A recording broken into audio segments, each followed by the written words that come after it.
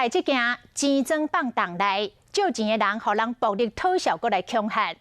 有不少的产业受到疫情的冲击，顿时未过，不得不只好到这个地下钱庄来借档内。高雄市警察局配合着警政署扫污的专案，破5件暴力讨小的案件。被害人拢是迄种才借几万块的小额的借款，阁有人参加着钱庄的互助会，互抽每个月高达300%的利息。无到尾也无再条行钱，毋那本人尔，参这个至亲家属嘛受到牵连，互拍、互恐吓、压迫，都爱行钱。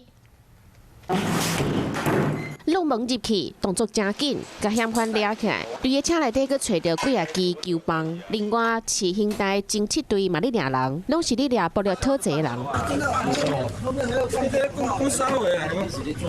车内底嘛找到犯案的工具，配合警政署的专案，高雄市警察局破获5件暴力讨债。因为而且受到疫情的影响，未少产业拢有经营的困难，嘛影响到整体的经济。有人因为安尼，就去向地下钱庄借钱，啊，佮有人加入钱庄的会啊，每个月向抽300%的利息，最后无到行钱，才向拍，还是向恐吓。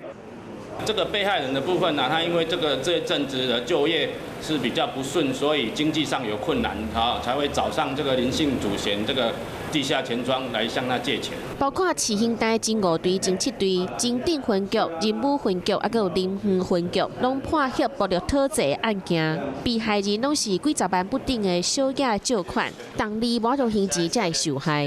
市警局表示会继续调查，嘛甲你提醒一下，唔通因为需要钱想着急，转去找地下钱庄，安尼有可能会雪上加霜。